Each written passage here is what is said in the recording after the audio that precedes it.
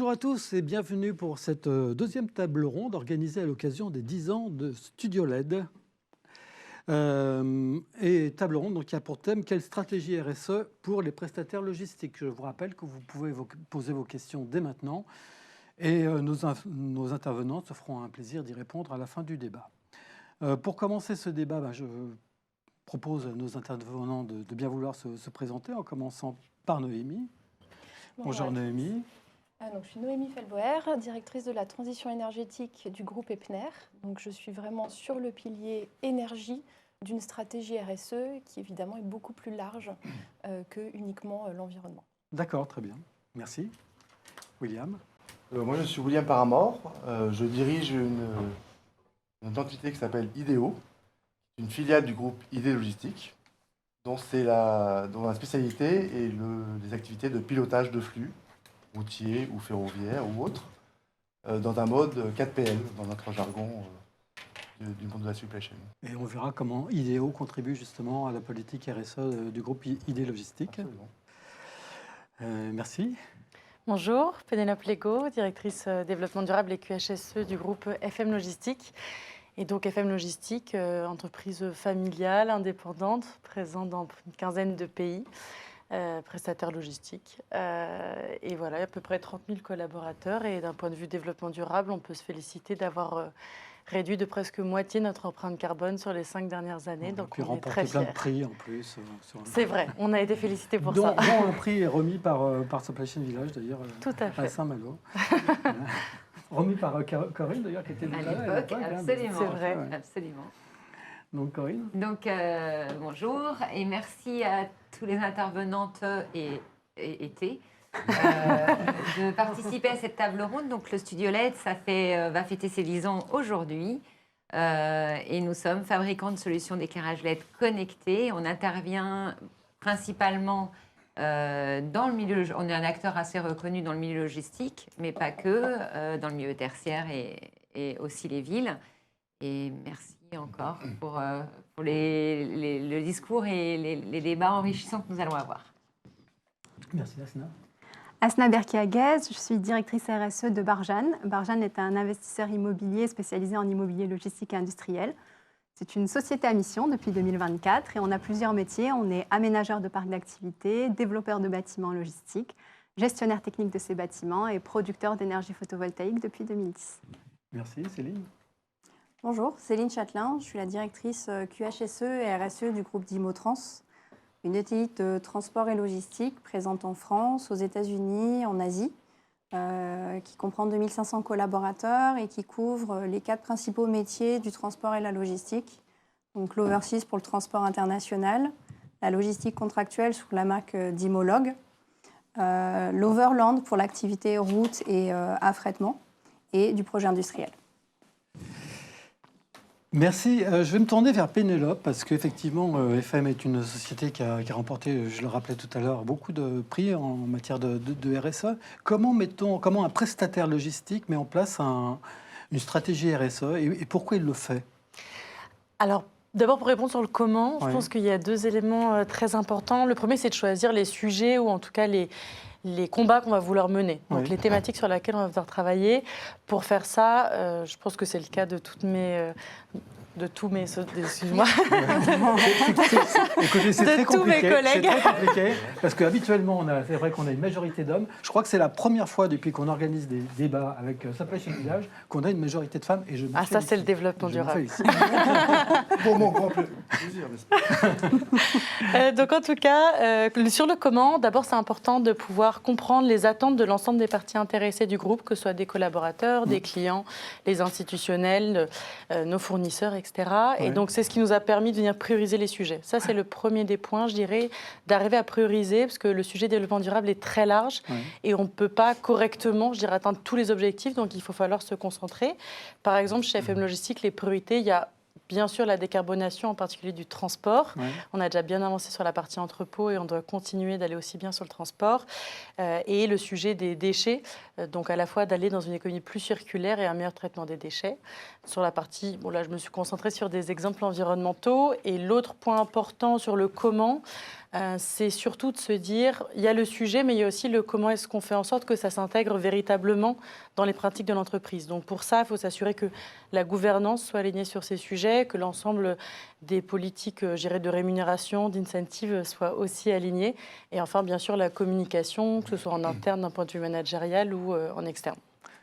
Est-ce que le point de départ, c'est la création d'une direction RSE? Est-ce que ça marque, je dirais, la volonté de la direction générale, justement, d'aller vers une stratégie RSE vraiment digne de ce nom?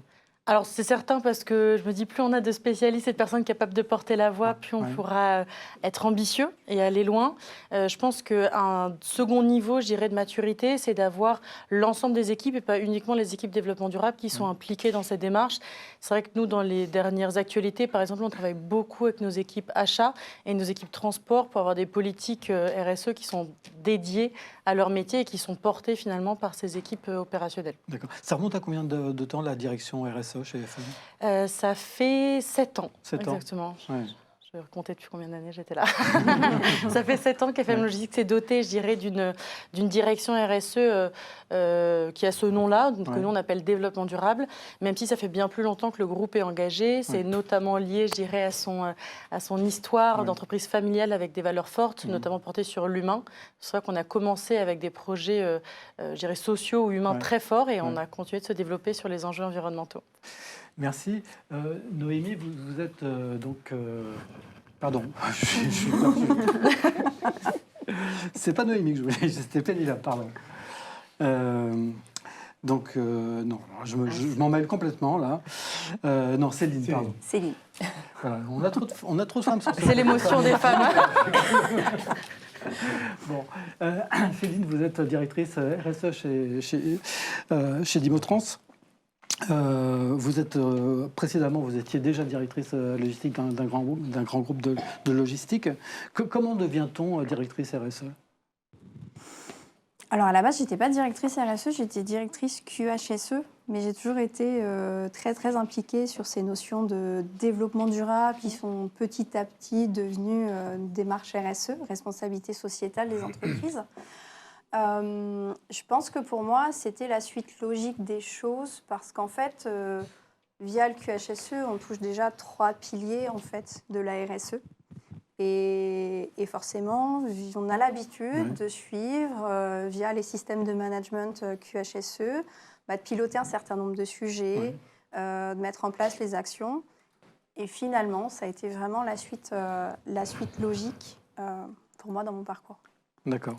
Et alors précisément, chez Dimotrans, vous faites... Enfin, c'est quoi votre mission au quotidien, j'allais dire? Alors, ma mission au quotidien, moi j'ai intégré le groupe Dimotrans il y a 8 mois, donc c'est une fonction qui est assez nouvelle pour ce groupe. Pour moi, l'objectif, c'est vraiment d'accompagner la direction qui a une volonté forte en fait, de s'engager sur des aspects RSE. C'est d'accompagner la direction dans la définition justement des enjeux, ce que tu disais tout à l'heure, la priorisation, et puis surtout de construire quelque chose sur du moyen-long terme et définir aussi quelles vont être un peu les priorités. Ouais. Noémie, vous vous retrouvez un petit peu dans cette définition aussi? Avec un spectre, vous le disiez tout à l'heure, en une ouverture un peu plus restreint, j'allais dire, puisque vous, c'est vraiment un focus sur l'énergie, c'est ça? Oui, parce que l'énergie, la pollution de l'air, la consommation d'énergie au sens général, c'est un des enjeux prioritaires quand on est une entreprise de transport. Alors plus précisément, nous, on est commissionnaire de transport, donc on organise du transport et des prestations logistiques pour nos clients. Et donc nos enjeux prioritaires, même démarches, c'est lesquels? C'est avoir un écosystème de fournisseurs qui est engagé et qui nous accompagne aussi dans notre stratégie de décarbonation et d'entreprise vertueuse. Donc mettre la relation fournisseur, vraiment la porter le plus haut possible, ça c'est très important. on est une entreprise de transport, donc on a des camions sur les routes. Et donc, il va falloir travailler sur la décarbonation. Et on fixe des objectifs et on y va petit à petit. Et puis, on est une entreprise de service. Donc, les hommes et les femmes de l'entreprise, c'est très important. Donc, on a aussi commencé par la santé-sécurité au travail, qui est un axe très important de la politique RSE. Et puis, on commence par voilà, quelques thèmes et puis on enrichit au fur et à mesure des années. Et ce qui est très important également, c'est emporter l'adhésion aussi des équipes, du personnel autour de ces projets, de ces valeurs. Oui, alors pour ça, il y a plusieurs outils. D'abord, la gouvernance qu'on va mettre en place pour justement faire vivre cette stratégie. Et la gouvernance, elle est vraiment à tous les niveaux de l'entreprise. Donc déjà, un appui très fort de notre direction générale, la création d'une direction RSE et transition énergétique. Et puis, on va chercher les collaborateurs aussi pour qu'ils puissent s'impliquer dans cette stratégie RSE, qu'ils puissent s'impliquer dans des projets, aller faire des courses solidaires, aller monter des meubles chez Emmaüs, proposer des soutiens à des associations qu'eux-mêmes vont créer, aller planter des arbres dans les sites logistiques qu'on occupe. Voilà, tout ça, c'est très important et on le mesure. Dans notre enquête Great Place to Work, 76% des collaborateurs sont satisfaits de l'engagement citoyen de l'entreprise. Ça, c'était le chiffre de l'année dernière, mais il y a 3 ans, c'était que 60%. Donc, on mesure aussi la satisfaction des employés là-dessus. Et 80% des employés se sentent vraiment actifs dans le déploiement de notre stratégie RSE. Merci. William, alors vous n'êtes pas directeur RSE, mais vous êtes le patron d'une filiale qui s'appelle IDEO, qui est, vous disiez, un 4PL, et qui participe, qui contribue par son action, justement, à la stratégie RSE de l'entreprise. Ça, donc j'ai vraiment de la chance d'avoir cette entreprise à gérer. Il y a 20 ans, j'ai fait partie de ce qu'on appelait le club Déméter, qui existe toujours d'ailleurs, mais qui était un petit club. Et on avait cette idée de voir comment on pouvait faire avancer et progresser les notions de la RSE, et notamment de la décarbonation dans notre industrie. Et aujourd'hui, j'ai la chance d'avoir en main des collaborateurs qui sont extraordinaires, jeunes et très engagés, où ils sont tous ambassadeurs de la RSE, et des clients qui en ont besoin. Ouais. Et donc, on a une position un peu idéale, en tant que 4PL, en tant que coordinateur de tour de contrôle, de pouvoir mettre en commun les flux qu'on gère, donc les flux routiers, les flux ferroviaires, pour trouver des mutualisations entre ces clients qui permettent ensuite de massifier, densifier, utiliser les retours à vide, soit des moyens routiers, soit des moyens ferroviaires, de travailler avec nos clients sur des outils de pilotage du CO2, de mettre en place des projets particuliers sur le camion électrique, sur ce qu'on appelle les biofuels, tout ce qui est carburant qui pollue moins, de travailler sur des projets ferroviaires, puisqu'on a la chance, pour le compte de nos clients, notamment Danone et Passy-Cronenbourg, d'opérer 2000 trains complets par an, et qui reviennent pour la plupart vides. Et donc on a un terrain de jeu extraordinaire pour pouvoir utiliser, mutualiser, faire du report modal entre le camion et le ferroviaire. Donc à travers notre métier, à travers notre service aux clients, on est à même de générer des projets qui sont tout à fait vertueux sur ce plan-là, et qui plus est, apportent des économies au niveau des coûts. On reviendra peut-être tout à l'heure sur le ferroviaire, enfin la manière dont vous organisez le transport ferroviaire pour certains de vos clients, est-ce que ça peut leur apporter? Et puis les relations aussi que vous avez avec la direction RSE, justement, pour permettre à ces clients de gagner un petit peu en CO2. Là, je me tourne vers Asna. Asna, vous n'êtes pas prestataire logistique, mais vous travaillez pour les prestataires logistiques. Comment vous voyez ce métier de prestataire logistique évoluer, vous qui êtes responsable RSE d'une entreprise immobilière? Est-ce que les besoins ont changé? Est-ce que les interlocuteurs ont changé? Je sais que vous travaillez avec des grands groupes de logistique, Geodis ou d'autres.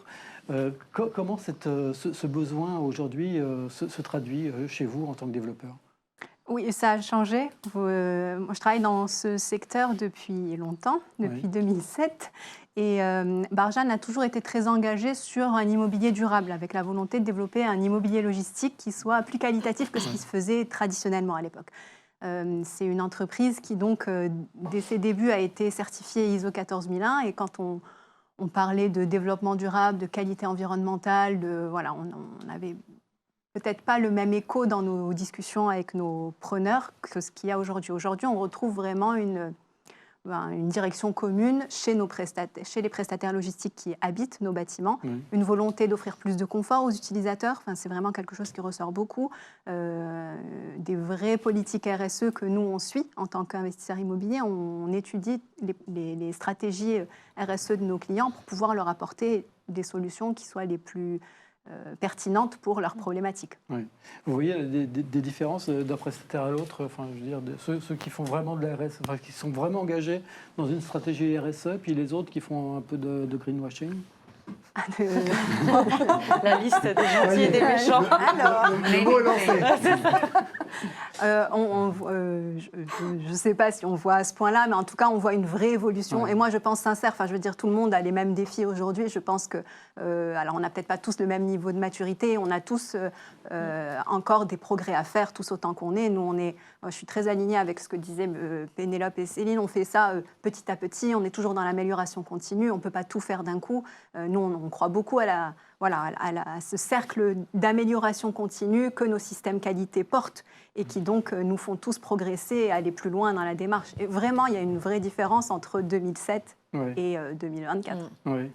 Corinne, c'est aussi ce que vous ressentez. Enfin, Moi, je bois du petit lait quand j'entends ça. Parce que, d'abord, là où je suis très contente, parce que ça fait effectivement des années, nous, on a créé l'entreprise sur ce pilier de la RSE, c'est-à-dire que comment l'entreprise va impacter au quotidien nos clients, donc la planète. Donc, c'est aujourd'hui plus de 100 tonnes de CO2 qu'on a fait économiser. Donc, c'était l'équivalent, on a calculé 18 000 foyers, la consommation de 18 000 foyers en France. Donc, c'est sûr que tous les jours, moi, je suis vraiment... Les équipes sont animées par ça. Mais ce qu'il y a de encore plus marquant, c'est qu'aujourd'hui, on est... Noémie, c'est aujourd'hui non seulement une cliente, mais elle décide. En fait, la RSE, aujourd'hui, elle décide. C'est stratégique dans une entreprise.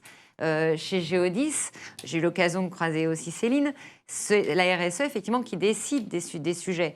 Donc, on n'est pas en train de se dire, peut-être, il faut être mieux. Effectivement, le côté greenwashing, je pense qu'aujourd'hui, on a besoin de dire qu'on fait, de mesurer et de prouver, parce que de toute façon, en dehors de la réglementation, mais je ne veux pas aborder d'autres sujets, je dis simplement qu'aujourd'hui, je bois du petit lait, en plus, c'est bienveillant, la RSE. Moi, j'adore. Enfin, autant il y a des sujets où il faut y aller, c'est un peu forcé, etc. Là, on ne se force pas, en fait. On peut partager des choses au quotidien. C'est pour nos enfants, c'est pour le bien-être des collaborateurs. On serait bête de passer à côté quand même. D'accord avec vous. Et qui plus est, les chargeurs prennent des engagements à travers FED 21 ou d'autres choses. Ce qui est logique par rapport à leur réflexion. Et donc, ils ont besoin d'avoir des solutions pour arriver à cet objectif. Et c'est là où les prestataires, que ce soit dans mon rôle un petit peu privilégié ou les prestataires classiques, on a un petit peu cette obligation d'intégrer ça dans nos services. Et c'est un sujet qui est collectif. C'est-à-dire qu'on ne peut pas se dire tout seul dans mon coin, je vais atteindre cet objectif. C'est forcément un sujet collectif. Donc, ça engage finalement aussi bien le prestataire logistique, toutes les parties prenantes. Et on y va ensemble. Et effectivement, on peut réussir vite, moins vite, mais en tout cas, il y a une trajectoire. Et le monde, comme il ne s'est pas fait en un jour, ça tombe bien. On a fait un peu de mal, on va dire, sans le savoir. On faisait beaucoup de mal sur la planète sans le savoir. Aujourd'hui, on a la capacité d'être beaucoup plus intelligent, d'être beaucoup plus informé. Donc, on ne peut pas dire « je ne sais pas », on ne peut plus l'ignorer, quoi. Et en plus, il y a la réglementation, donc... Pénélope, la stratégie RSE, c'est vraiment une stratégie qui est définie au plus haut niveau par la direction générale, qui est portée même par la direction générale et qui s'inscrit vraiment dans le long terme. En tous les cas, c'est le cas chez vous. C'est le cas chez nous. Comme vous le disiez, il y a quelques années, on a créé un département développement durable qui a déjà permis d'aller plus vite ou plus loin, au moins sur les engagements RSE et développement durable.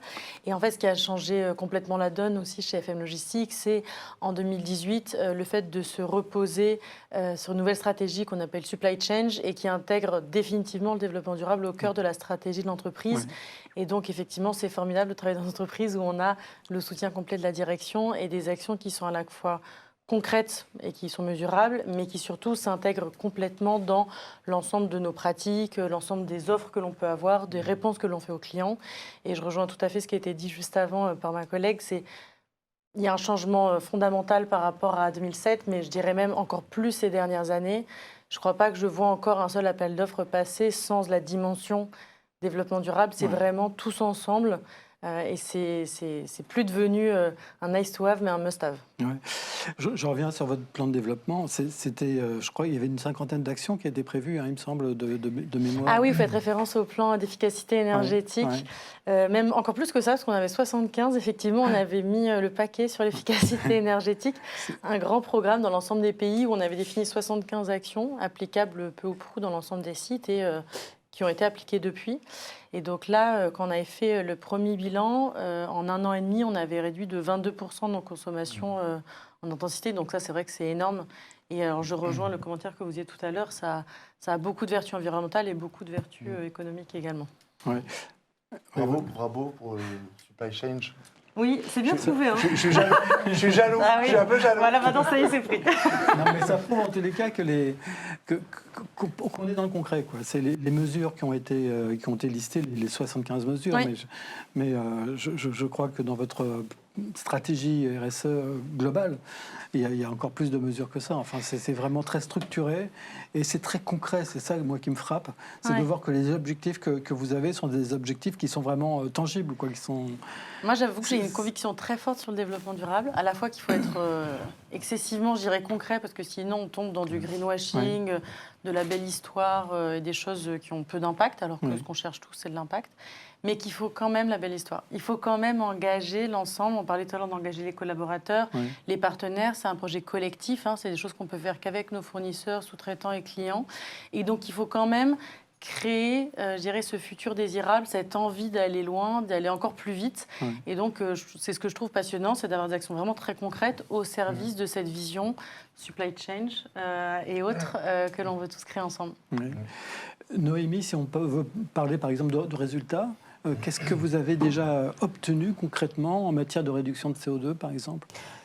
Alors, sur le CO2, déjà, avant de parler de résultats, il faut parler de mesures. Donc, c'est très important d'avoir un système de mesure en ce qui concerne mon périmètre direct, le bilan carbone, le réaliser sur les 3 scopes du bilan carbone. Et voilà, nous, on le fait depuis 2019. Depuis 2019, on a pu réduire le scope 1 et 2, donc les émissions directes, de 40%. Et les émissions indirectes, qui représentent 97% de notre bilan carbone, de 5%. Et en fait, la mesure, je voudrais réagir un peu à ce qui s'est dit tout à l'heure, où c'est facile. Non, c'est pas facile.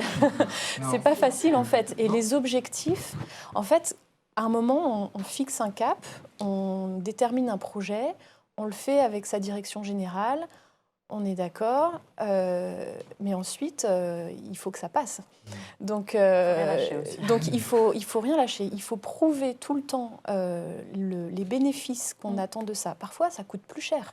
Quand on parle de poids lourds électriques, ça coûte plus cher. Et on a beau réduire de 95% les émissions de CO2, à la fin, on a des directeurs d'agence qui gèrent leur compte d'exploitation et ils ne veulent pas payer plus cher. Donc, il faut leur montrer que, en fait, on a un programme d'ensemble et qu'on va leur demander de payer plus cher pour des poids lourds électriques, mais à côté, on va leur apporter des économies avec un système d'éclairage intelligent et connecté. Mais voilà, en fait, tout ça, ça vient ensemble. Et à côté, on va faire de l'éco-conduite aussi pour réduire les consommations juste de carburant, quel qu'il soit. Donc, il faut montrer, si ce n'est pas le CO2 et la corde sensible environnementale, eh ben, ça va être le financier. Et il faut prouver tout le temps, avec des chiffres et des mesures et des outils. William ? Oui, vraiment, je suis tout à fait d'accord parce que dans notre métier, comme dans toutes les industries, la notion de performance est essentielle. La performance de coût et la performance, dans notre métier, des lead time, les délais de livraison ou d'acheminement. Et les projets de développement durable qu'on appelle décarbonation ne marchent bien que s'ils remplissent ces deux critères. Il n'y a pas de sacrifice sur la performance essentielle. Et c'est ça l'enjeu, c'est de pouvoir travailler sur des solutions qui apportent au moins aussi bien au niveau performance et qui apportent en plus donc cette contribution d'économiser du CO2. Et c'est là que c'est gagnant, y compris d'ailleurs sur le camion électrique, sur un certain nombre de projets, on est arrivé à Isoku à trouver des solutions. Céline, c'est important pour vos clients? Vos clients sont demandeurs? Enfin, C'est ce que tu disais tout à l'heure. Aujourd'hui, il n'y a pas un seul appel d'offres où il n'y a pas un volet RSE, développement durable, environnement. Bon, souvent, c'est très axé environnement. Mais aujourd'hui, il n'y a plus un seul appel d'offres où on ne nous demande pas ça, avec des données qui sont de plus en plus poussées. Il y a encore 3-4 ans, c'était, est-ce que vous avez des certificats? Est-ce que vous êtes capable de fournir un rapport CO2 très basique? Aujourd'hui, on a vraiment des demandes qui sont très poussées. Est-ce que vous avez mis en place une démarche sur la biodiversité? Est-ce que vous êtes capable de me dire que votre reporting CO2 sur mes activités de transport est conforme à la nouvelle norme ISO 14083? Enfin, on a vraiment des clients qui, eux aussi, ont grandi sur ces sujets-là en même temps que nous. Et puis, commencent aussi à nous challenger de plus en plus sur ces sujets-là. Mais pour revenir à ce que tu disais, effectivement, une bonne stratégie RSE, pour moi, c'est une stratégie qui permet d'intégrer des nouveaux risques dans la stratégie de l'entreprise. C'est plus seulement des risques financiers ou liés à de la perte de clients ou des risques assurance, marchandises, etc. C'est intégrer les risques de demain. Est-ce qu'on va être en capacité de pouvoir continuer à recruter les bonnes personnes pour nos métiers? Est-ce qu'on va être en capacité de pouvoir réduire nos émissions de CO2 ? Et c'est vraiment de pouvoir anticiper ces sujets-là pour définir à la fois des actions un peu fortes qui vont coûter de l'argent mais qui vont permettre de se différencier, et en même temps des actions un peu plus terrain, opérationnelles, qui vont parler aux gens, qui vont avoir un impact moins important, on va dire, site par site, mais quand on fait la multiplicité de ces actions-là, on arrive à des résultats qui sont très importants. Moi, ce qui me frappe, c'est la professionnalisation de cette fonction. Parce que c'est vrai que c'est un métier relativement nouveau quand même. Et je vois que chez les prestataires logistiques, les grands prestataires logistiques, sont arrivés effectivement des responsables vraiment très, très pointus, très spécialisés. Enfin, vous en êtes vraiment l'exemple autour de cette table. Et ça, c'est quelque chose de relativement neuf et d'important, je crois, pour un prestataire logistique, de savoir se doter vraiment des compétences qu'il faut pour mettre en place un plan stratégique RSE. Corinne, moi, je trouve que, d'abord, je pense que ces dernières années a aidé aussi votre poste à exister vraiment et à comprendre l'importance du poste. On va prendre le Covid, mais ça veut dire qu'à un moment donné, il y a une responsabilité sociale de l'entreprise. On va prendre l'augmentation du coût de l'énergie. Enfin, on peut prendre tous les grands sujets aujourd'hui, le risque entreprise, le risque client. C'est-à-dire que aujourd'hui, on peut pas se dire... c'est tellement stratégique, tellement stratégique. Donc, ce qu'il y a de bien, c'est qu'en plus, c'est un métier qui n'est pas ennuyant. Enfin, j'imagine, c'est pas du tout ennuyant parce que... fatigant qu'ennuyant. Oui, c'est plus fatigant qu'ennuyant. Mais ce que vient de dire Céline, c'est qu'en plus, maintenant, moi, on est une petite entreprise, une jeune entreprise, une entreprise composée d'hommes et de femmes qui sont hyper attachés à ces sujets-là. Alors, aujourd'hui, pourquoi nous, on n'a pas de problème? On a tous des problèmes de recrutement, mais nous, on en a beaucoup moins parce qu'en fait, on offre ça. Et c'est vrai qu'aujourd'hui, les jeunes, et moins jeunes d'ailleurs, sont attachés au comportement de l'entreprise. Et ce n'est pas que le bien-être, le télétravail, etc. C'est vraiment, dans mon quotidien, je fais quoi? Donc, je pense que la réponse aujourd'hui sur votre métier... je pense que les équipes elles vont plus grandir que... il faut plutôt les faire grandir parce que plus la RSE prendra du poids, plus l'entreprise se développera. Je suis tout à fait d'accord. Vraiment, parce que c'est ce que je vis, moi. les jeunes de l'équipe projet qui s'occupent des RSE, ils ont de la chance aussi, parce qu'ils font leur métier, ils le font bien, et en plus par rapport à quelque chose qui leur tient vraiment à cœur. Et donc du coup, c'est efficace pour eux, pour nous, et je pense que si on n'était pas dans un groupe qui était sincère par rapport à cet objectif, ils iraient trouver ailleurs, ils trouveraient d'ailleurs un très bon job ailleurs. Donc ce que tu dis est vraiment important. La sincérité. Et je pense qu'effectivement, aujourd'hui, quand on construit un bâtiment, c'est pas pour dans 10 ans, c'est pas du court terme. Quand on exploite une entreprise, c'est pas du court terme. Et la RSE, c'est du long terme. Donc, effectivement, il faut être sincère dans ses choix aussi. Après, pour que ça fonctionne, je pense qu'il faut, que c'est bien qu'il y ait des directions RSE pour impulser. Moi, pendant très longtemps, je disais, je suis dans une fonction qui va disparaître. Ouais. Parce que on est là pour, voilà, à un moment donné, on a besoin d'allumer quelque chose, mais il faut que ce soit très opérationnel. Et tout le monde fait de la RSE, un peu comme M. Jourdain faisait de la prose. Enfin, voilà, tout le monde en fait et on va tous être meilleurs dans nos fonctions opérationnelles. Alors maintenant, on a quand même... J'ai un peu changé parce que c'est de plus en plus technique et la réglementation est de plus en plus exigeante. On a vraiment besoin de tout le temps se former. Je pense que c'est aussi pour ça qu'on est passionné. Enfin, moi, on apprend tout le temps dans ces métiers-là. C'est tellement transverse. On est toujours sur des nouveaux sujets. C'est passionnant. Donc, on a quand même besoin d'une certaine technicité. Mais il n'empêche qu'il faut vraiment que ce soit que ça vienne du terrain et que ça vive sur le terrain. Sinon, si on a des directions RSE déconnectées, qui gèrent tout en centrale, ça ne marche pas. Ça marche pas. Alors, Idéo, ce qui m'intéressait dans votre présence, William, c'est justement votre capacité à faire du ferroviaire. C'est un point qui me paraît assez intéressant d'aborder parce que le ferroviaire, on en parle beaucoup et pourtant, tous les ans, ça perd des parts de marché. Et vous y êtes mis il y a quelques années avec quand même un certain succès. Ça prouve que voilà, quand on s'y intéresse et qu'on veut que ça fonctionne, ben, on y arrive. Oui, alors on fait bien sûr du combiné comme tout le monde et c'est très noble, mais on fait aussi donc du ferroviaire pur, donc avec des wagons et des trains, des locomotives, hein, comme ils disent. Et c'est aussi par rapport au flux de nos clients. Donc je citais Danone, qui est un très gros client et historique depuis 10 ans. Tous leurs flux, enfin une grande majorité de leurs flux en sortie de leurs usines d'Evian et de Volvic sortent par train. Ils ne pourraient pas faire autrement. Ils ne pourraient pas, à l'inverse, mettre autant de camions en plus de leurs camions pour sortir. Donc c'est déjà une nécessité. Ils ont eu cette intelligence de construire leurs usines comme ça. Et donc, du coup, il y a un flux énorme. Oui. Et nous, ça nous donne l'opportunité également d'offrir une partie de ces flux à d'autres clients si les choses se combinent bien. Oui, mais voilà, c'est pas toujours très simple de faire du ferroviaire. Je crois que c'est une organisation un petit peu compliquée. Oui. D'ailleurs, chez Bargène, on le sait, il ne suffit pas d'avoir un entrepôt embranché pour avoir des trains. Donc, il faut vraiment la volonté. Et puis, derrière, quand même, une organisation aussi qui est assez pointue. Hein. C'est vrai. Donc, c'est un secteur compliqué. Il y a beaucoup d'intervenants. Il y a des entreprises ferroviaires qui n'ont pas forcément toujours le même niveau d'exigence et de service que le monde des 3PL, même si c'est leur métier, en termes de timing, en termes de deadline. Il y a d'autres acteurs qui louent des wagons. Donc il y a énormément d'acteurs.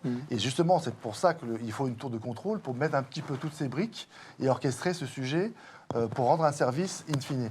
Mais quand on y arrive, on arrive à réaliser des projets vraiment impactants sur le plan économique, parce que c'est important, et sur le plan du développement durable, puisque il n'y a pas plus économique que chaque kilomètre parcouru sur le rail. Si, on peut dire qu'il y a le fluvial, mais bon, en quantité de volume, c'est un peu plus compliqué à organiser. Oui.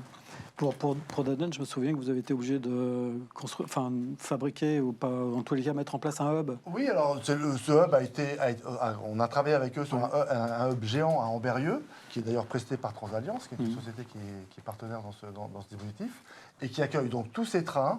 On parle d'une quinzaine de trains par semaine, une vingtaine de trains par semaine, c'est un cross-dock géant, si vous voulez. Et de là, on achemine par train complet aux quatre coins de l'Europe, en Anvers, en Angleterre, en Allemagne, à Fos, où ces produits vont être soit destinés à l'export, soit aux marchés locaux, par rapport à ce dispositif.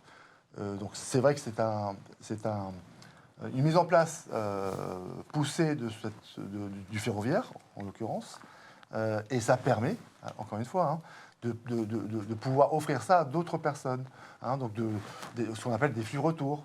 Donc le dernier en date, on a trouvé un partenaire qui doit acheminer de la pâte à papier à Saint-Romain-en-Galles, au sud d'Amberieu. Bon, on a pu monter avec un assemblage d'opérateurs complexes ces flux retour pour utiliser au moins un train par semaine qui redescend à Amberieu, puis est acheminé par un autre opérateur jusqu'à Saint-Romain-en-Galles. Voilà, donc c'est des projets alors, à la fois passionnants par rapport à l'enjeu et par rapport à la mise en place, mais parfois assez compliqués à mettre en place. Voilà. La logistique n'a pas toujours bonne presse. Quand il y a des projets logistiques, des fois, il y a des élus, des associations qui ne sont pas toujours très contentes de voir une nouvelle zone de logistique ou une nouvelle implantation d'entrepôt. Est-ce que le fait que les logisticiens, justement, s'intéressent de plus près à leur environnement, à la biodiversité, à ces sujets-là, est-ce que c'est de nature à mieux faire accepter des projets logistiques dans les territoires? C'est ça pour moi.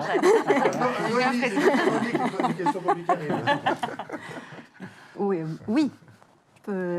Quand on développe un projet et qu'on apporte un projet sur un territoire, en tout cas, nous, notre volonté chez Barjane, quand on apporte un projet sur un territoire, on sait qu'on va créer, que notre locataire, donc souvent un prestataire logistique ou un acteur, va créer de l'emploi. Nous, notre volonté, c'est de développer un immobilier logistique qui minimise son impact sur le territoire qui va s'insérer. On a des bâtiments qui sont quand même d'une taille non négligeable, donc on est visible. Donc on va beaucoup travailler sur l'architecture du bâtiment, sur l'aspect paysager, parce qu'il va habiller ce bâtiment et créer une interface qui va être plus douce avec l'environnement existant. On va venir mettre en avant aussi la stratégie que peut avoir le prestataire logistique sur ce territoire-là, parce qu'on va avoir des engagements en général sur le territoire. Je vous donne un exemple, sur le parc des Aiguilles qu'on a développé aux portes de Marseille. C'est un parc qui fait 60 hectares aux portes de Marseille. Alors le terrain, c'était une ancienne friche polluée, donc il y a eu beaucoup d'études et de travaux pour la mettre en œuvre, mais on a signé une charte d'engagement territorial avec 40 parties prenantes, parce qu'on va tous être acteurs de ce territoire. Nous, à un moment donné, parce qu'on va faire le chantier, notre locataire, parce qu'il va vivre sur ce territoire, le territoire va venir peut-être avoir des personnes qui vont travailler, mais d'autres qui ne vont pas travailler, donc ils se disent, pourquoi ce projet-là plutôt qu'un autre? Parce qu'on va créer des liens entre le projet et le territoire, on va faire des visites de sites, on va avoir des animations pour les enfants, on va faire une volonté en tout cas d'ouvrir les projets et d'avoir plus de liens avec le territoire pour ne plus avoir cette boîte noire et cette image très négative qu'on pouvait avoir auparavant sur les métiers de la logistique. Donc les stratégies RSE participent de ça, oui, je pense. Il faut sortir. Céline, oui. Je pense qu'il faut sortir de cette image un peu effectivement du logisticien qui arrive avec des impacts négatifs. Là, en prenant en considération les besoins et attentes des parties prenantes, donc les collectivités, on arrive finalement à avoir un impact positif. Un exemple, chez Dimotrans, on a fait l'état des lieux de la partie biodiversité de notre siège. Et on s'est aperçu qu'en 50 ans, on est passé effectivement d'une zone qui était une zone agricole à une zone logistique, mais on a su maintenir en fait des espaces verts suffisamment importants sur le site, ce qui apporte quand même déjà une certaine qualité de vie au travail pour nos collaborateurs.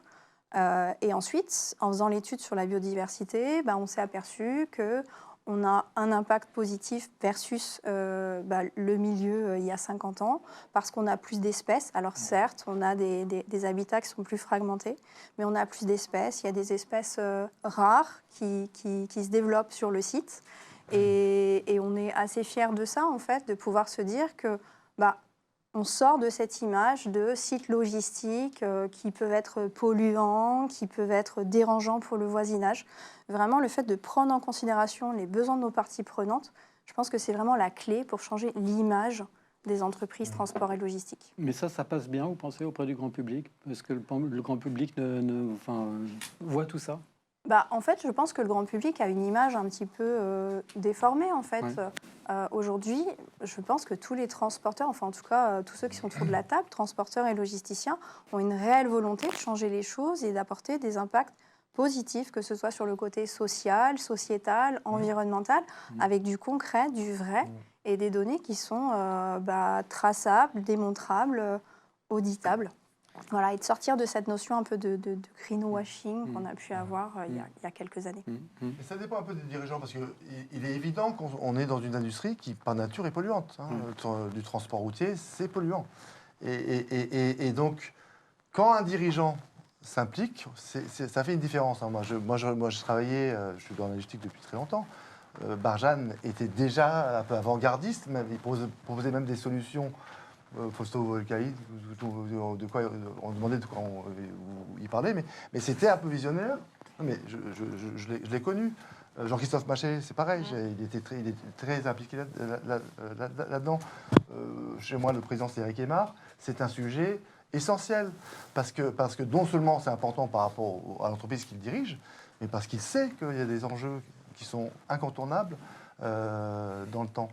Et alors, je ne connais pas votre dirigeant, mais je sais que la culture d'Epner dans l'Est est déjà assez propice à ça par rapport à vos voisins allemands. Mais je crois que Jean-Thomas a été moteur dans la mise en place de la stratégie. Et c'est vrai, je pense que c'est le dirigeant, il incarne d'une certaine manière la stratégie RSE. Oui, complètement. On est aussi une entreprise familiale, 4e génération. On va fêter l'année prochaine notre 100e anniversaire. Donc, Au Bischenberg. Pardon ? Au Bischenberg, non ? Non, ça sera. Oui. D'accord. Mais c'est vrai que notre siège historique est basé à Strasbourg. La ville a grandi autour de notre siège qui est quasiment dans la ville. Et donc, petit à petit, voilà, on avait les plaintes des riverains, on fait trop de bruit, on éclaire la nuit. Oui, mais la ville a grandi autour de nous, en fait. On était là en 1925. Et donc, lorsque a été décidé de vendre ce site et de déménager au nord de Strasbourg, on m'a demandé, en effet, d'aller rencontrer le président de la communauté de communes au moment du dépôt du permis de construire, présenter notre politique RSE. Et je pense que ça a quand même compté, avec d'autres éléments. Mais oui, pour revenir aux élus, de toute manière, ils sont très intéressés. Et puis, on s'installe sur une friche industrielle aussi. Donc, il y a quand même ce zéro artificialisation nette. On ne va pas pouvoir continuellement s'installer sur des espaces agricoles, et tant mieux, en fait. Il y a aussi la réglementation qui nous contraint. Donc, c'est bien. La réglementation, pour vous, c'est un accélérateur. Comment vous la percevez, cette réglementation ? Alors, elle est lourde, on ne va pas se le cacher. Elle est de plus en plus contraignante. Maintenant, c'est un mal nécessaire et elle peut être au contraire très structurante. Je prends la CSRD qui, à mon avis, nous concerne tous autour de la table, qui est très lourde. CSRD, c'est une directive européenne qui impose aux entreprises, alors en fonction de leur taille, la mise en œuvre un peu différée, mais qui impose aux entreprises un rapport extra-financier sur des données sociales, environnementales, éthiques, etc. Pour certains, mise en œuvre dès 2025, pour d'autres 2026 ou 2027, en fonction de la taille des entreprises. C'est plus de 1400 points de normes à aller analyser et potentiellement collecter. Alors après, ce qui sera communiqué dépend des enjeux des entreprises, mais en tout cas, c'est énormément de données à aller chercher. Donc c'est un travail énorme pour les entreprises. Enfin, les départements RSE le savent. Nous, par exemple, chez Dimotrans, ça a été un travail une personne et demie à temps plein pendant 5 mois. Mais ça y est, on en est venu à bout. Et en fait, je trouve que c'est une démarche qui est extrêmement structurante. Parce qu'en fait, elle nous oblige à déjà se poser des questions pour les 5-10 ans à venir sur certains sujets. Puisqu'en fait, certains enjeux aujourd'hui, certains sujets font peut-être pas partie de nos enjeux aujourd'hui, mais potentiellement feront partie de nos enjeux dans 3, 4, 5 ans. Donc il faut déjà commencer à y penser.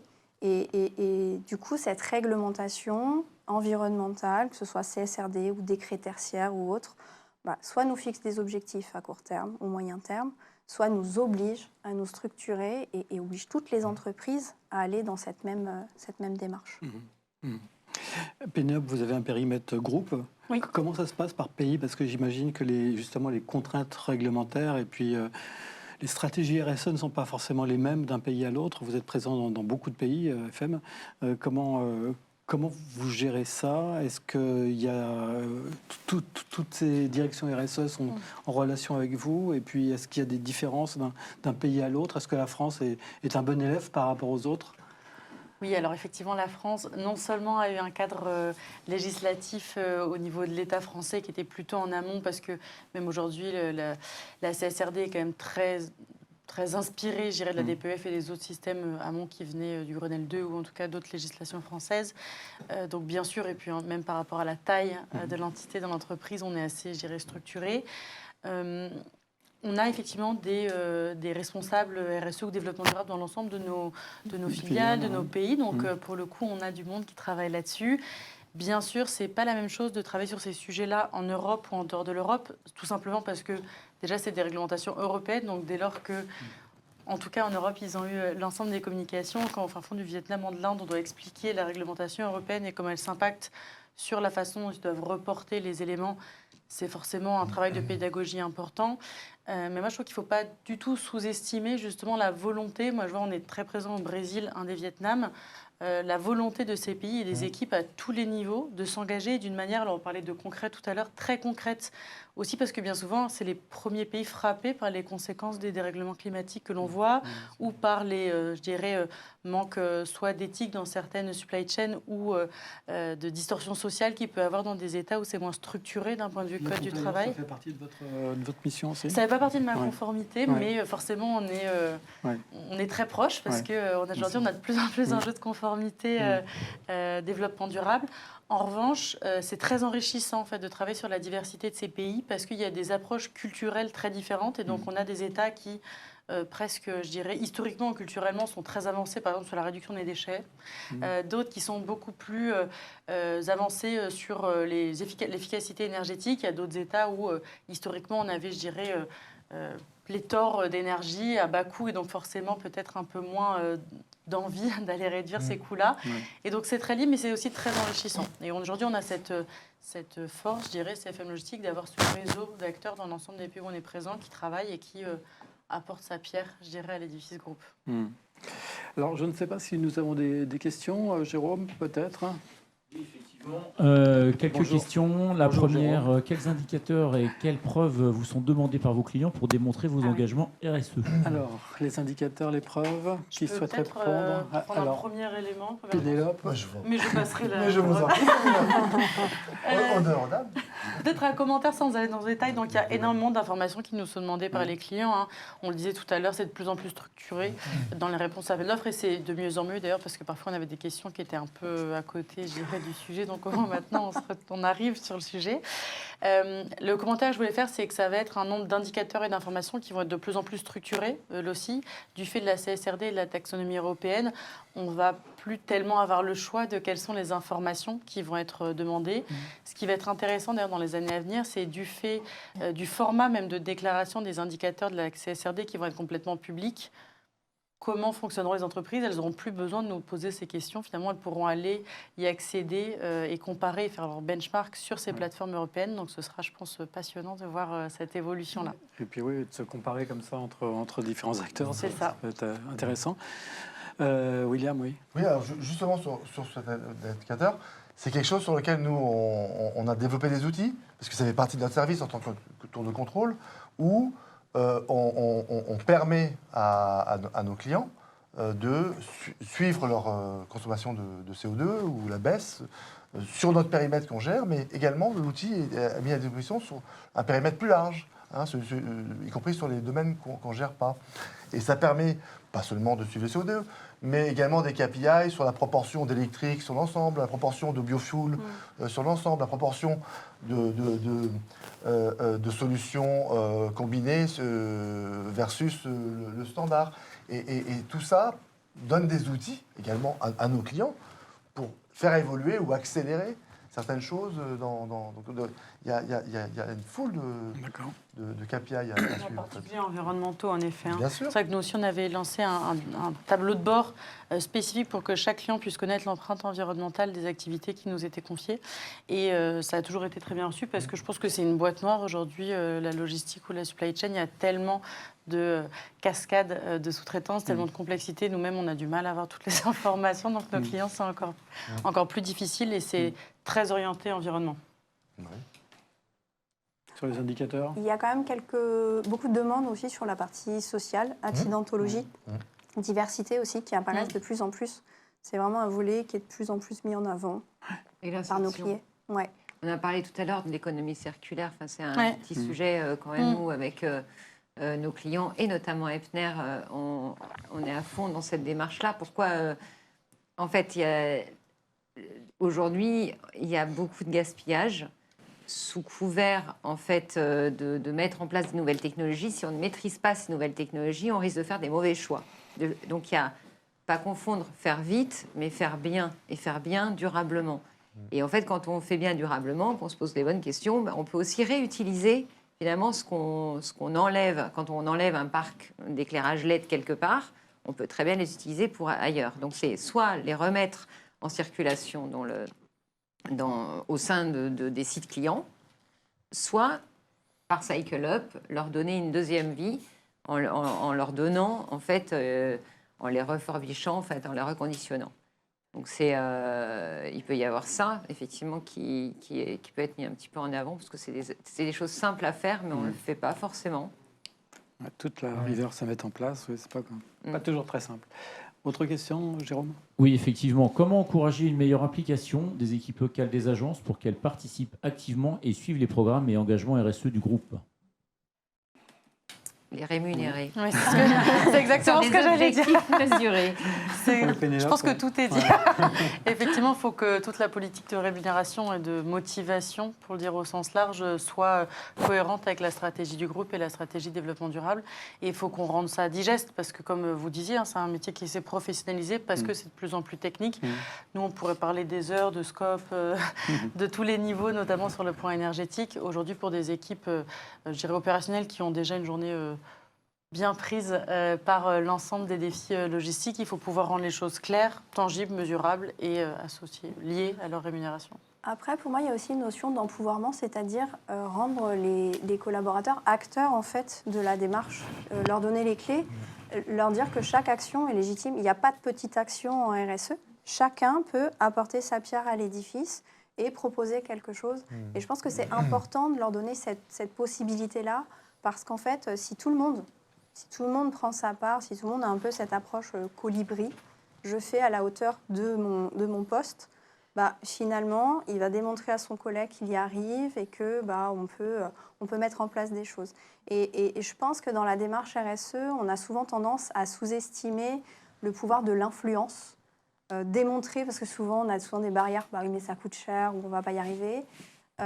Quand les gens mettent en place des choses, ils arrivent à démontrer à leurs collègues que c'est possible et qu'eux aussi peuvent le faire. C'est un peu comme dans une démarche santé-sécurité au travail. Chacun doit être acteur de la démarche et démontrer que tout le monde peut participer à cet objectif collectif. Puis démontrer l'ensemble des impacts positifs qui vont Exactement. avec, parce qu'effectivement, vous parlez de l'attractivité sur les emplois, souvent de l'attractivité même d'un point de vue commercial, une efficacité qu'on peut trouver dans les opérations. Il y a un tas de bonnes pratiques et d'impacts positifs qu'il faut relayer. Et l'avantage, c'est qu'aujourd'hui, la technologie, une fois qu'on a mis en place des indicateurs, on peut les suivre. Et si on les mesure, on les suit, on voit qu'on les atteint, c'est plus facile d'avoir une direction générale en disant, voilà, j'ai dépensé 100, ça m'a rapporté 200. Il va dire, dépense 1 million. Quoi. Mais en fait, bien souvent, si les choses ne vont pas au bout, c'est qu'il n'y a pas cette maîtrise-là. Aujourd'hui, on peut proposer cet outil. Il y a des outils, il y a des preuves. Et après, c'est aussi quand il y a quelqu'un qui fait une chose bien, une entreprise, quelle qu'elle soit, c'est de le faire savoir. William. C'est vrai que mon temps de parole était large. Alors, nous, on aime bien l'esprit de compétition aussi. Ouais. Et je donne juste l'exemple de l'éco-conduite. On met en place un challenge éco-conduite. On fait des groupes d'agences en fonction de leur taille de flotte de véhicules. et tous les mois, il y a un classement et il y a un esprit de compétition qui est extrêmement vertueux. Et l'éco-conduite, ça coche plusieurs cases de la RSE, réduction de la consommation de carburant, réduction de l'accidentologie, etc. Donc voilà, la compétition, ça marche très très bien aussi pour mettre en place les choses. Ouais. Le gaming, ça marche Le très gaming, bien. ouais. Mais également l'initiative personnelle. Donc, dans mes équipes, il y a une personne qui tous les ans, et je le remercie, organise le Clean Up Day. Personne ne lui avait demandé. C'est pas une instruction, c'est pas sur le tableau de bord. C'est lui avec ses amis qui l'initie, et on le fait bien. Une autre personne s'occupe. Ça consiste en quoi exactement? Le Clean Up Day, Oui. il s'agit d'aller dans le parc où on est et nettoyer. Nettoyer une journée avec des volontaires. Ce que les gens ont jeté par terre, ils ramènent plusieurs tonnes de déchets. Ou d'autres s'occupent de la banque alimentaire dans le même esprit. Mais il n'y a aucun moment où le comité de direction a dit il faut faire ça. Non, c'est leur initiative et c'est ça que je trouve bien. Quand les collaborateurs sont eux-mêmes les moteurs d'un certain nombre de choses, pas pour l'entreprise, parce qu'ils y croient, parce que c'est une bonne chose à faire, ça marche encore mieux.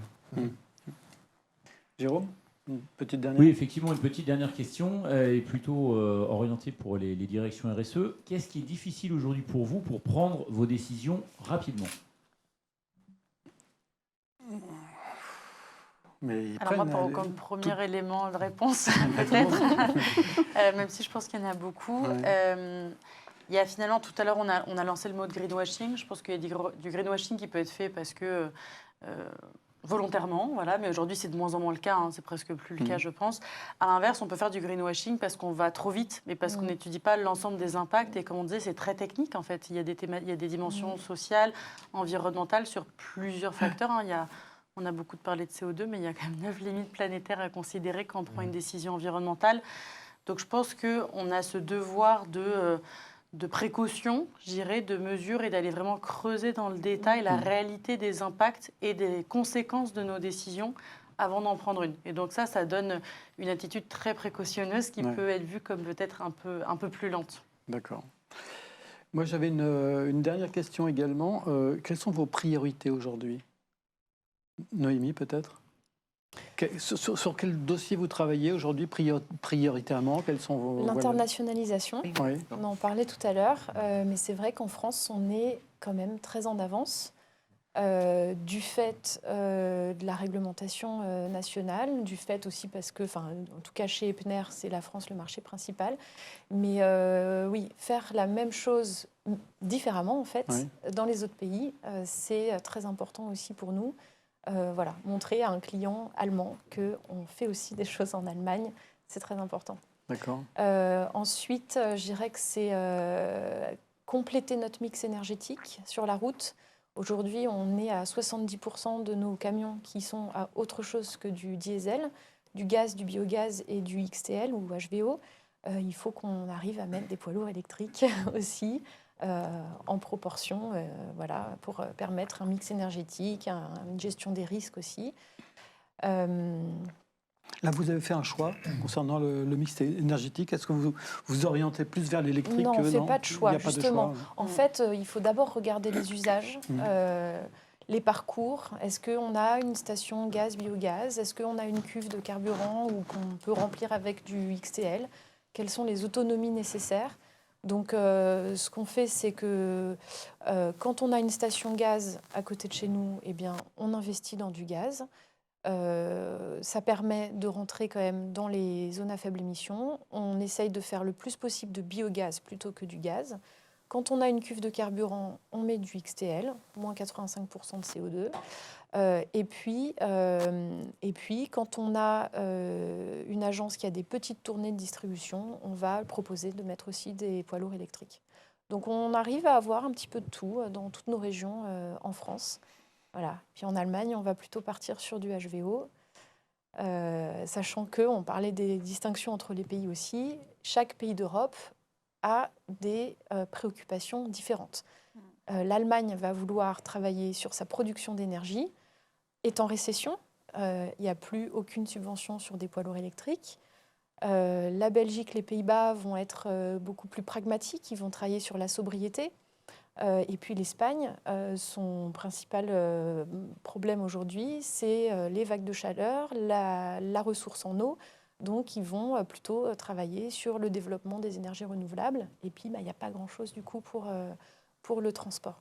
Mais voilà, chaque pays va travailler aussi en fonction de son empreinte, ses sources d'émissions de CO2, lesquelles sont les plus importantes. Et en France, c'est le transport le plus important. Ce n'est pas le cas dans les autres pays d'Europe. D'accord, merci. J'ai le droit de faire une offre à Noémie en direct. Allez-y. Mettez quelques-uns de vos camions sur nos trains. Eh ben, avec J'ai plaisir. j'ai 3 trains complets par semaine qui reviennent d'Allemagne, de Worms. On peut s'arrêter à Strasbourg On où vous voulez, s'appelle. Ouais. pour descendre à Lyon. On fera ça avec plaisir. Et là, vous allez encore aller plus loin que le Beaufoul. Non, mais le report modal est aussi Ah oui, bien un sûr. objectif, bien Bien sûr. sûr. Ouais. Excusez-moi, je suis un petit peu commerçant. Bon, c'était ta priorité, ça? Ouais, c'était bon. Non, non, mais... Ah, non. Oui, non, si, alors, c'est pas tout à fait faux. Ma priorité est de s'assurer que ce qu'on a lancé, ce que mes prédécesseurs ont lancé, avant que je dirige cette magnifique entreprise, c'est qu'on aille encore plus loin dans l'industrialisation de ces solutions, continuer à en faire de nos outils pour que ça fasse partie inhérente de l'offre, de la prestation.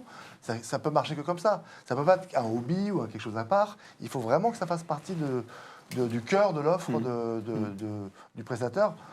Je suis un tout petit peu avantagé par rapport aux autres parce que c'est l'essence même de notre métier. Mais y compris chez les prestataires, ceux qui ont des camions, je pense que c'est dans cette optique-là qu'on arrive à progresser.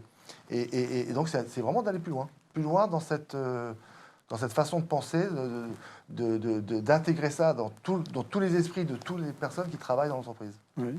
Pénélope?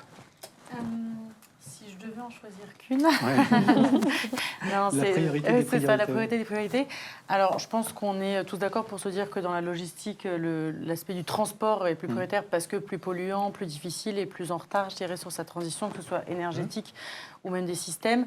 Et donc, globalement, c'est comment on arrive à mettre en mouvement l'ensemble des acteurs, parce que nous-mêmes, on est commissionnaires, donc il faut travailler avec nos sous-traitants de transport, nos clients, nos partenaires, pour arriver à ces chaînes de décarbonation. Et donc, bien sûr, on a cette volonté aussi d'aller, tester ou mettre en place des solutions énergétiques différentes. Mais on veut aussi avoir une démarche d'approche par la sobriété et l'efficacité avant de considérer que des énergies plus vertes. Parce que parfois, elles n'existent pas. Il y a des pays où, effectivement, une fois qu'on s'est posé la question de est-ce qu'il y a du biocarburant, est-ce qu'il y a de la recharge électrique, est-ce qu'il y a d'autres, même des fois du train, Bien sûr. la réponse est non. Oui, c'est vrai. Et parfois, parce qu'économiquement, la solution dite plus verte avec une énergie verte est vraiment plus chère et qu'on a du mal à la faire passer. Et donc, on est absolument convaincu qu'un transport plus vert, c'est un transport avec moins de kilomètres, moins de kilomètres à vide et moins de vide dans les kilomètres. Et après, on fera du vert. Il faut se dire aujourd'hui qu'on a en moyenne en Europe 40% des camions qui sont vides. Dans des métropoles comme Paris, si je ne dis pas de bêtises, on dépasse les 50%. Il faut imaginer qu'avec seulement ce sujet-là, on pourrait réduire énormément les impacts environnementaux, les tensions même socio-économiques pour les prestataires. Qu'est-ce qu'il faut faire? Mutualiser davantage? Alors forcément, nous, notre réponse, c'est la mutualisation, effectivement. Le fameux pooling de Le FM. fameux pooling de FM et même toute cette ADN gérée de mutualisation. C'est vrai qu'on a c'est pareil, on a aussi cette facilité, je dirais, cet avantage d'avoir ces sites multi-clients où on arrive à pooler des acteurs en direction d'un même point de distribution. Mais de manière générale, c'est la collaboration, je reprendrai ce terme-là, parce qu'il y a eu des très belles initiatives de chargeurs, de transporteurs, de partenaires qui ont simplement oser travailler en collaboration de manière un peu plus transparente. Parce que ce n'est pas toujours très facile d'ouvrir.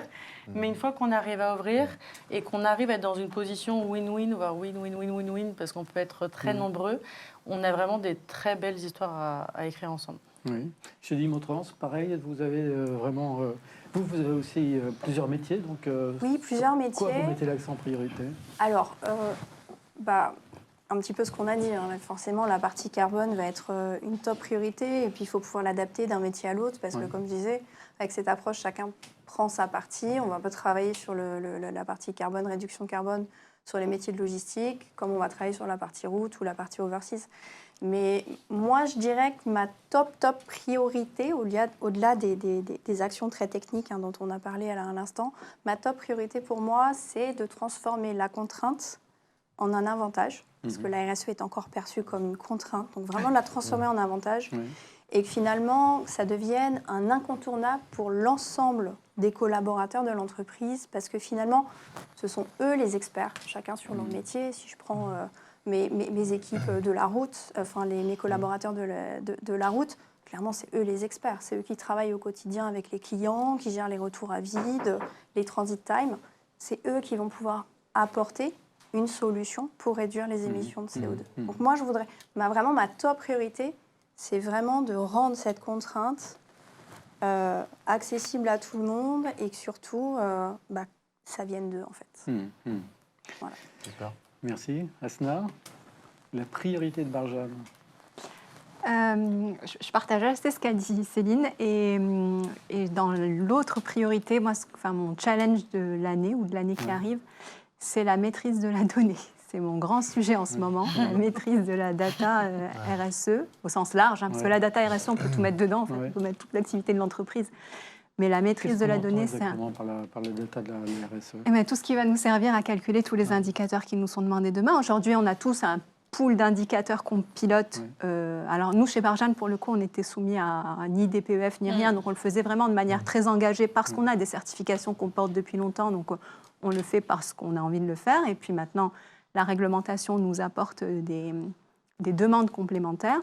Et donc, il faut remonter et reconstituer des informations dans votre chaîne de valeur. Donc, on est tous le fournisseur de quelqu'un ou le client de quelqu'un d'autre. Et il faut qu'on travaille tous ensemble et qu'on soit sûr des données qu'on a. Est-ce qu'elles sont justes? Est-ce qu'on peut les piloter? Est-ce que quelle trajectoire on se fixe et comment? Et voilà. Donc est-ce qu'il y a des certifications que vous n'avez pas encore là? Parce que entre biodiversité, BREEAM, on en a beaucoup parce qu'on a considéré qu'on avait des enjeux importants. Donc on a commencé en effet par le pilier environnemental parce que c'est quand même la base de nos activités. Donc on a commencé avec l'ISO 14001 il y a longtemps, en 2009, sur le premier parc qu'on a fait.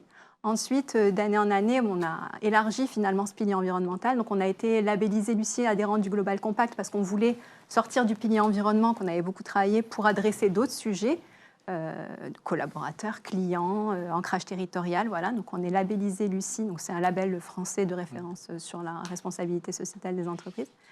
Ensuite, on a été entreprise engagée pour la nature parce que la biodiversité, c'est un vrai sujet et que dans les plateformes logistiques qu'on veut développer, on peut quand même développer des espaces verts conséquents, parce qu'on a des gros bâtiments, on a aussi quand même des plages d'espaces verts conséquentes, et qu'on peut faire des choses très intéressantes pour recréer de la biodiversité. Donc de la même façon, on fait aussi des inventaires pour voir comment elle progresse d'année en année. On a formé toutes nos équipes à la gestion différenciée des espaces verts. Enfin voilà, on est très... Et puis c'est quelque chose qu'on aime bien, je dois vous avouer. Donc voilà, on est entreprise engagée pour la nature. Et puis, on s'est fait certifier ISO 50001 aussi en 2022 parce que l'énergie, alors c'est un sous-pilier de l'environnement, mais l'énergie, quand on parle carbone, quand on parle, on parle stratégie climatique, il faut parler de l'énergie, donc c'est un sujet qu'on a adressé. Et puis, on est devenu société à mission et on essaye de toujours s'améliorer. Et voilà, on essaye de s'améliorer en continu. Le mot de la fin sera pour Corinne, c'est normal. Hein. Ma priorité. 10e anniversaire quand même. Exactement. Nous, notre priorité, en tout cas, c'est de continuer d'accompagner nos clients, d'innover pour eux, de les écouter, et puis de co-construire ensemble les solutions de demain. Aujourd'hui, le LED, c'est devenu la norme dans les entrepôts. Alors, j'aime pas quand tu dis le LED, parce qu'on apporte justement bien plus que la lumière. Donc, il faut changer de nom. Et oui, non, mais disons, voilà, la lumière connectée, intelligente, qui permet plein d'autres choses, mais on va pas refaire la table ronde de ce matin, mais voilà, ma priorité aujourd'hui, c'est continuer d'accompagner nos clients qui surperforment grâce à nous.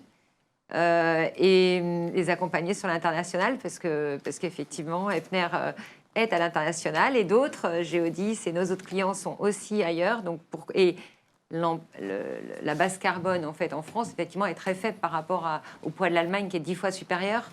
Donc c'est de continuer à nous développer de manière sereine, dynamique et très innovante, quoi. Très bien. Merci à vous pour ce témoignage. C'était super intéressant. Merci Corinne et bon anniversaire. Merci beaucoup. Merci.